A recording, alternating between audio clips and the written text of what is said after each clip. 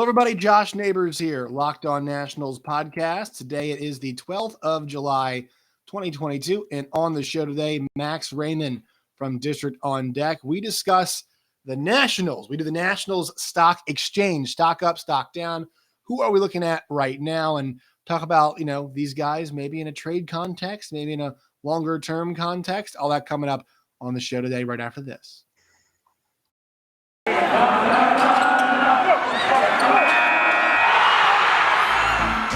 Locked On Nationals, your daily Washington Nationals podcast, part of the Locked On Podcast Network, your team every day.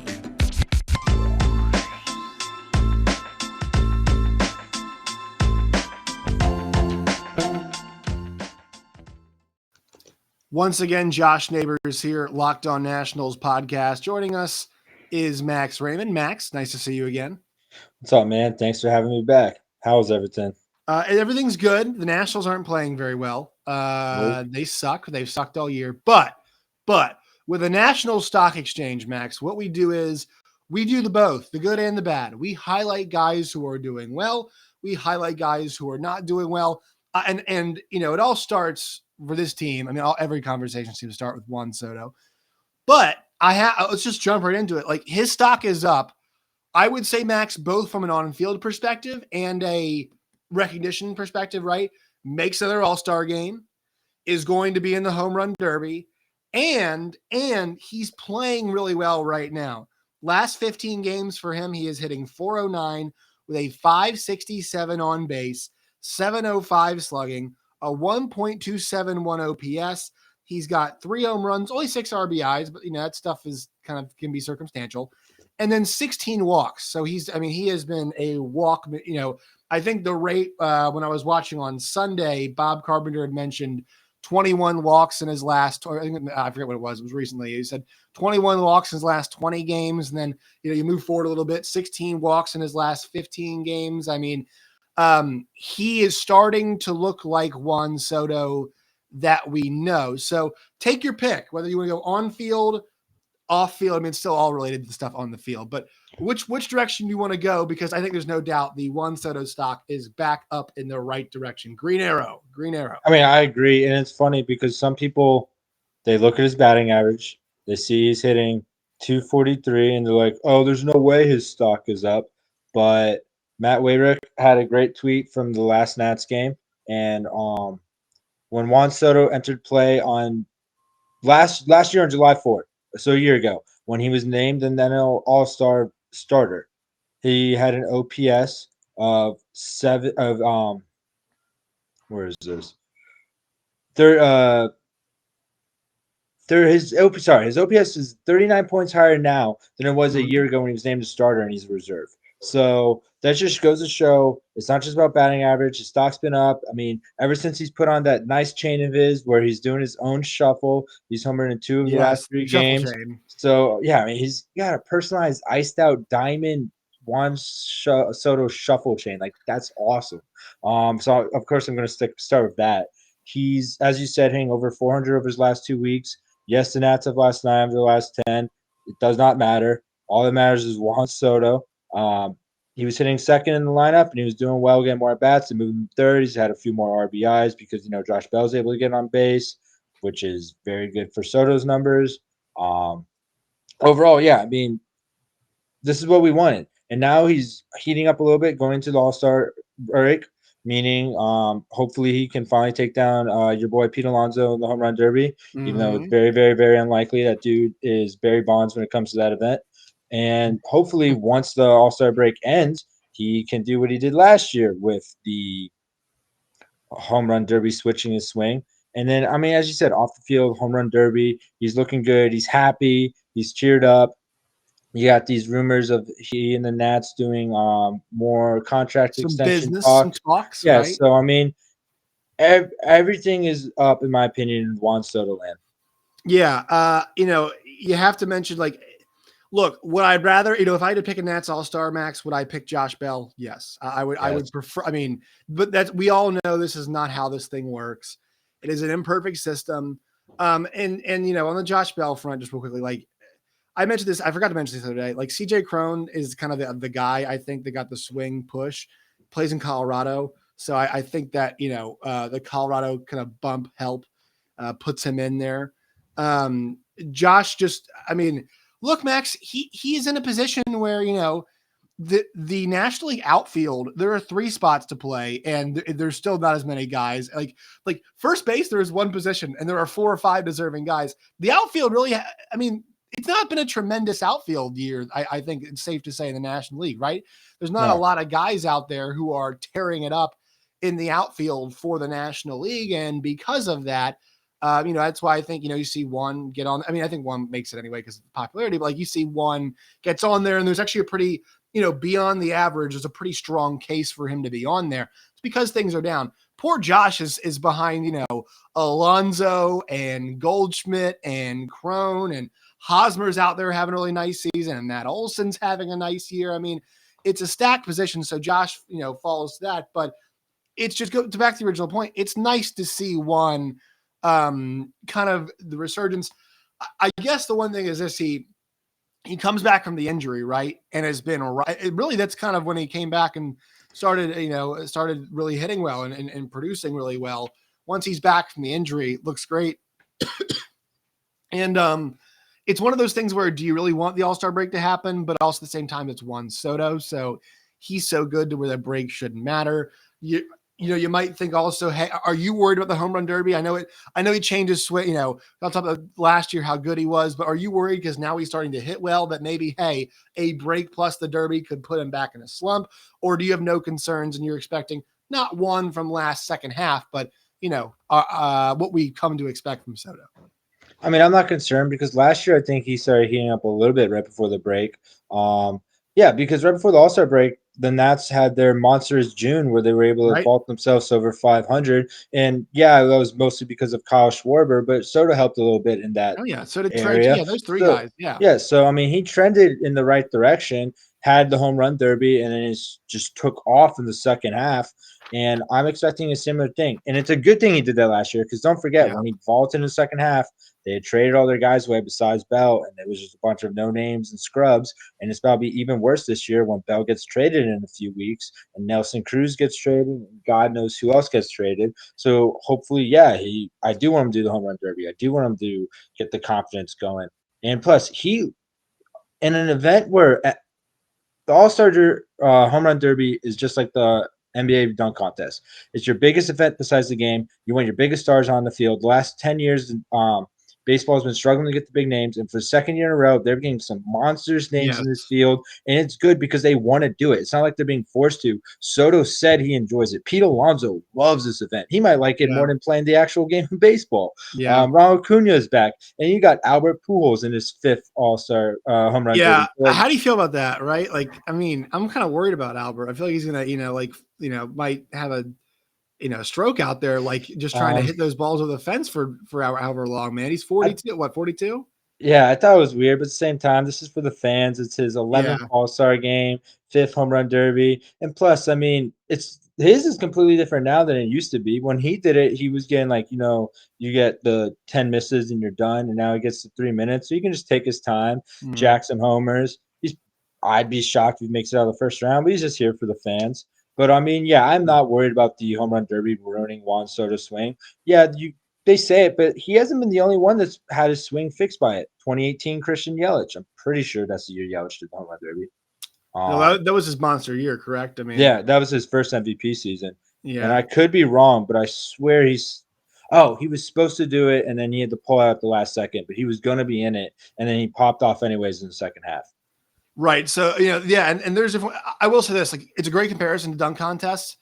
All-Star Saturday night is a bigger deal on the basketball side. Mm-hmm. But I think Major League Baseball is making a huge push, and they messed it up the first time. Not the first time around. They messed it up with the All-Star game meaning something, right? Yeah. They did screw that up. They really did. But it is nice to have an event like the Home Run Derby where guys are invested. They want to win. And it's drawing big stars, and I think it's going to continue. It's going to continue, Max, to be a huge event too. So let's go also stock up. I've got Patrick Corbin in this. Now, all of this is relative, right? It's all relative. I know his last start wasn't good. All right. It wasn't great. Wasn't his fault. They were, yeah, right. So Patrick Corbin, last 21 innings pitched, 3 starts for him, 6 earned runs, comes out to a 2.57 ERA, 21 hits, 20 Ks. So he's had some clean innings. He's had some innings where I think he's done a good job working with guys on base. You know, he's actually, I mean, I feel like he's in the zone a lot more, Max, because it just feels like he's finding the zone a lot more. And he feels much more efficient right now. Like, right, even the game where he gives up 4 runs, he's able to go 6 full innings. It's not, you don't always see that a lot. So I feel like he is giving the Nats more length now than he was before. Obviously, you know, it's just, once again, 3 starts, but that Braves lineup was red hot. He kept the Nats in the game. They were competitive in that game. And so because of that, I have to say, you know, is it a stock up like a Juan Soto stock up? No, but relative to his performance, last 3 starts for him are a big improvement. He should be better, right? We know how much he's making. We've seen him before. He should be better, but we can't say his stock is not up compared to where he was before. I mean, I agree. You got to give him credit for when credit's due right now. Yes, he struggled a bit in the last start, but don't forget there was some terrible defense in that last start. As there usually is. I mean, yeah, but it's funny. The Nats will go 4 or 5 games in a row without getting in their own way. And then when they get in their own way, it happens in spurts. Luis Garcia still struggling over at short. He's trying too hard defensively, and I understand that. Please, for the love of God, move Cesar Hernandez to the bench and move Garcia to second. Just get him out of throwing farther. But yeah, that was part of the problem for Corbin. But as you said before that, 8 innings, 7 innings, 1 run, 10 strikeouts, 5 strikeouts, whatever his strikeouts were. He looked like 2019 Patty Ice. So I'll give him credit in his last start. He was able to go 5 innings, I believe, gave up 4 runs. Some of them was from terrible defense, terrible throws. Not going to blame him. He was playing either the Phillies or the Braves, which also hottest teams in baseball. And Nats have the worst defense in baseball, so there's no help behind him. So, yes, I agree with his stock being up over the last 3 or 4 starts. Also, just quick thought last night, like watching Max Scherzer deal in a huge game for the Mets to beat the Braves. Like, I was watching it with my dad last night. You know, the Nats were off, and I was like, this still feels really weird. You know, I got accustomed to seeing him in Dodger blue. The Mets thing is still really weird to me. And I will say, like, the one thing I love about Max, and it sucks to see it on a different team, is, you know, if you're a Nationals fan, that really does suck. Like how much he just loves the game and how he just competes for everybody, right? Like, you know, I think we like to believe that we're special, right? And he just had that. I mean, when he goes in the Hall of Fame, it's going to be as a National. So take that, unless he somehow becomes a superhuman and stays with the Mets for 10 years. That's not going to happen. But like, he's going in as a Nat, right? He's going as a Nat. Yeah. But it's still weird to see it for the Mets, like a team that he's had so much success against in the past. I don't know. It just, especially against the Braves, it just felt weird. I mean, Francisco Lindor almost died last night. I don't know if you saw it. After Scherzer's start ended and the Mets scored some runs, he jumped on his back. I was like, Scherzer was going to kill him on the spot. You do not talk to him, let alone touch him when he's pitching. Right. Oh, man. I thought the same, bro. I thought the same exact thing when I saw it. I was like, does he know? Does he know who he is messing with in this spot? I was like, I don't think he knows. He knows exactly who he was messing with there. But yeah, no, I'm with you on this. You know, it's weird to see. All right, let's take a quick break and then we'll get to more stock up, stock down. Today's show is brought to you by Built Bar. Go to built.com today. That's built.com. Use the promo code LOCK15, LOCKED15, LOCK15 for 15% off at built.com. They've got the new coconut brownie chunk puff. It is delicious. It's good. It's better for you than a chocolate bar. So go to built.com today. Promo code LOCK15, LOCKED15 for 15% off today. All right, Max. So stock down. We got to, I know play generally is negative, and there's a lot of guys who are stock down, but let's talk about some important guys here. Nelson Cruz, stock down. Last 15 games, he's hitting 200 with a 302 on base, a 273 slugging, 574 OPS, 9 RBIs, 17 Ks though. And so this is one of those things where, look, I was talking last week to Lindsey Crosby, who is our Locked On MLB prospects guy, about what kind of haul he could get. I think they're definitely moving him. The question is, can the Nats sell him on? Can the Nats sell other teams on a better version of Cruz? Because to be honest, I think the word to use for him this year is, he's a streaky guy, but he has been really inconsistent. Really, really, really inconsistent. Overall numbers are fine, driving in runs, but he's been pretty inconsistent right now. Yeah, the stat you left out is it feels like he's grounded into 1 billion double plays. That's like the entire. Yeah, yes, 1 billion double plays is the number. It feels like over the last 2 weeks, it's been really bad too. It feels like, right? Yeah, it's been disgusting. I believe there are already over 80 double plays for the team. Yeah, Cruz, he's looked 42. Father time finally caught up to him. It happens. It's upsetting because the Nats signed him solely expecting to trade him and maximize his trade stock. Last year Minnesota got Joe Ryan for him. He's been one of their best starters this season. Right. But that's not going to happen for the Nats. Maybe if they want to partner him up with someone like Carl Edwards Jr., Tanner Rainey, Cal Finnegan, all have multiple years of control left. All their stocks have been up, actually, especially after the Braves game where Cal Finnegan threw one bad pitch. He shouldn't have been out there for a second inning. Different conversation. All their stocks went up. All of them were monsters in that game. So maybe if they want to partner him with one of them, they could get a decent return. But yeah, Nelson Cruz, the strikeouts are up. And the biggest problem is he's not hitting the ball in the air anymore. As we've said, he's hitting onto the ground. And he, of all people, should be able to fix it. I do think the Nats will be able to talk to teams like, hey, think about this. Besides Josh Bell and Juan Soto, he's not really having protection in the lineup. Keibert Ruiz and Garcia are batting low, so he's not hitting with them on. If he's going to a contender, you're going to say the Red Sox or any of those teams, you can sell him on your lineup is 100 times better than ours. You have a lot more protection for him. You have a lot more help and stuff. So I think that will help just on its own. So maybe they'll be able to sell them on that aspect. Yeah, I think one thing to watch this too is how long do they wait? Because maybe you see where the market goes, and look, teams are going to want bats, right? So I think some teams think that, hey, if we're, we don't want a Benintendi, maybe we don't want to give up the capital that a Benintendi will take to get. We don't want to give up the capital that maybe a Josh Bell will take to get, right? I actually think Josh Bell is going to fetch a bit more than not just me being an optimist. I think once again, the switch hitting part of this and the fact that you could, honestly, it's not like he's going to go out there and get some gigantic contract. Like the next team that gets him could re-sign him. He could be a part of a team's future as well. So I think he's got a good value. If some teams don't want to do that much, they might all call the Nats. And then what will that do? They'll drive up Nelson Cruz's value, right? And also, I love your idea. I hadn't thought of that. Last year we saw the Nats make that trade to the Athletics, right? They end up trading Josh Harrison and Yan Gomes together. Well, what if you pair a Nelson Cruz? And I actually think the Mets being interested in Nelson Cruz is interesting because the Mets also need a reliever. So what do? Maybe you pair a Tanner Rainey, a Kyle Finnegan, one of those guys, like you mentioned, together with a Nelson Cruz, and fetch something a little bit more up the line in their prospect capital. Or maybe you get a JD Davis.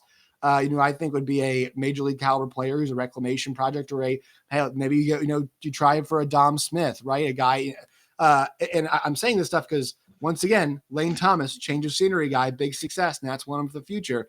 Maybe you go after guys like that. So I think that, while I'm kind of down on the performance overall of Nelson Cruz, I think he might actually end up getting the value that we thought he might get to start the year. Yeah, his name alone.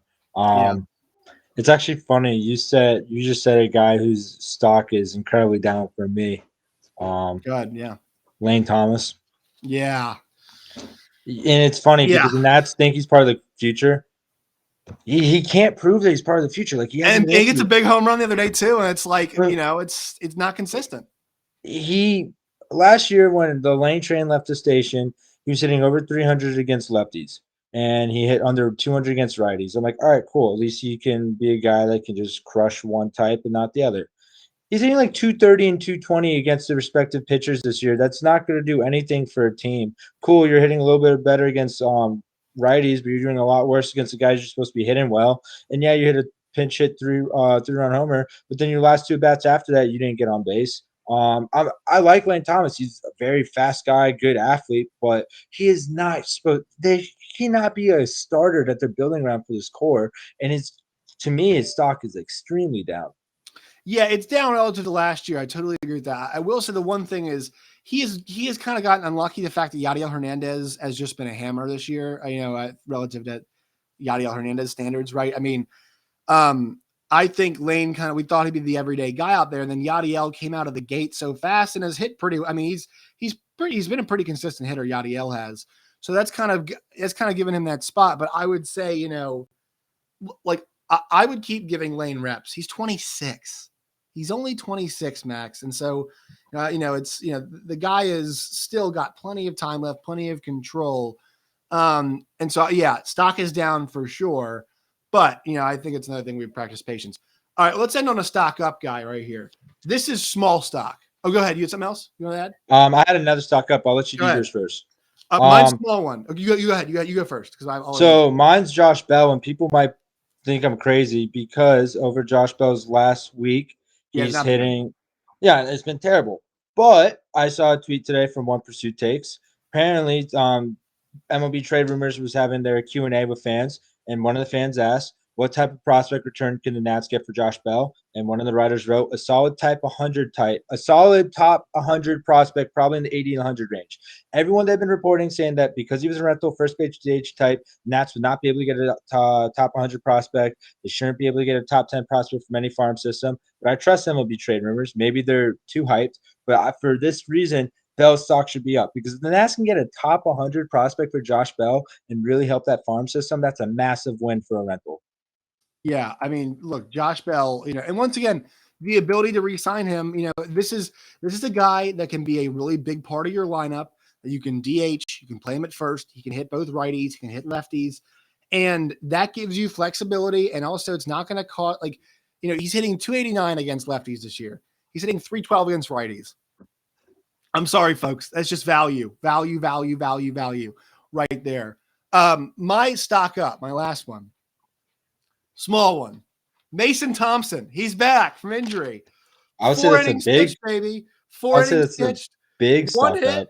Only one strikeout though. I'm not generating too many swings and misses here for him. I was looking at Baseball Savant and looking at and so once again, this is a really small sample size, but the expected batting average right now on his sinker is the batting average actually on it is .077.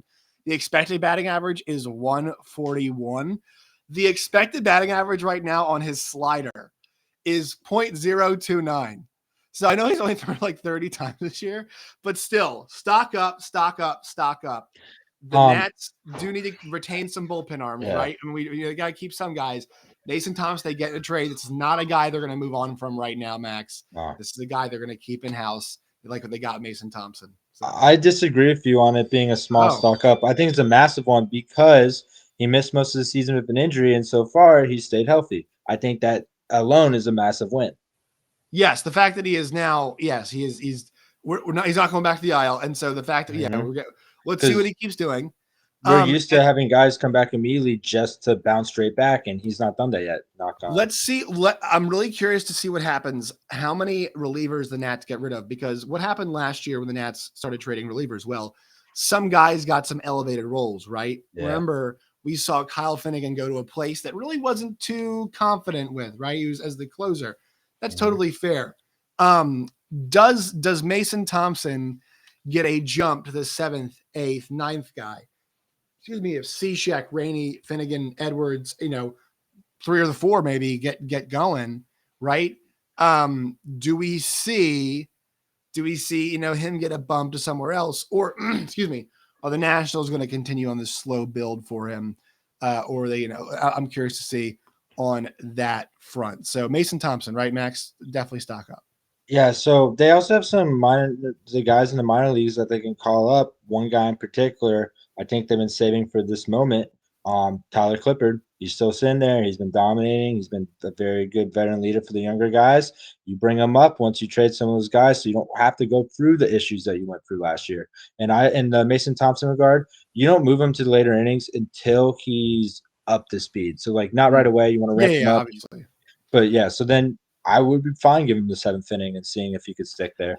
And he pitched a lot in the 7th. I feel like the 7th and 8th. I mean, remember last year? Like, I feel like he was getting a lot of those reps in the later part of ball games. I mean, it wasn't like they weren't throwing him out there then. So, I think that's something to watch too. All right.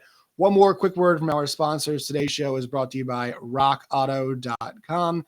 Go to rockauto.com today. With the ever-increasing numbers of makes and models, it's now impossible to go to your local chain store to find all the parts that you need. You have to endure endless and pointless questions like, is your Odyssey an LX or an EX? And wait while a person behind the counter orders the parts on their computer, choosing the brand that only they have for your car. Go to rockauto.com today. You can save up to 30, 50, or even 100% more for the same parts from a chain store or a car dealership. Example, a Honda Odyssey fuel pump is $353 from a chain store, just $216 at rockauto.com, a family-run business serving auto parts customers online for 20 years. rockauto.com today. Amazing selection, always low prices, all the parts your car will ever need. That's rockauto.com. All right, real quickly, Max, let's just preview the upcoming series the Nationals have coming. It is a 2-game set that they have with the Seattle Mariners. So it's fun. We get these trips intermittently tossed in there, to and fro. This one of the Nationals is part of a homestand. So they'll host the Mariners in a 2-game set. Josiah Gray against Chris Flexen in the first game. And Josiah Gray stuck up to me and I know he had a bad start second to last time out, but like this guy, bounce back king, right? 11 Ks, king of figuring out what works. 2 runs allowed, 11 Ks in his last start against the Phillies. So looking to see what he can do at home tonight, right? That's kind of whenever he pitches, if you're a Nats fan, it's must-watch TV because you want to see how is he learning. And a big thing for Gray tonight. Tonight, Julio Rodriguez will be serving his 1-game suspension, so Gray will not have to face him. The guy who is most likely going to be the AL Rookie of the Year, correct? I mean, he's made the All-Star team. He's by far the front runner for AL Rookie of the Year. Yeah. He's been a big part of the Mariners' recent resurgence because now the Mariners, I believe, are like a game out or just in the wild card, so good for them. But yeah, no Julio tonight. He'll play tomorrow. Gray's probably upset by that because if you're a pitcher, you want to face the best of the best. But for Nats fans who want Gray to not give up that home run here and there and build up his confidence, this is very good. The Seattle Mariners have gotten themselves into a tie with the Toronto Blue Jays for the final wild card spot. So there you go. You're totally right on that. 7-game win streak. Yeah. Just trying to snap that awfully long streak, right? The playoff streak. That's kind of their goal. All right, Max, appreciate your time as always.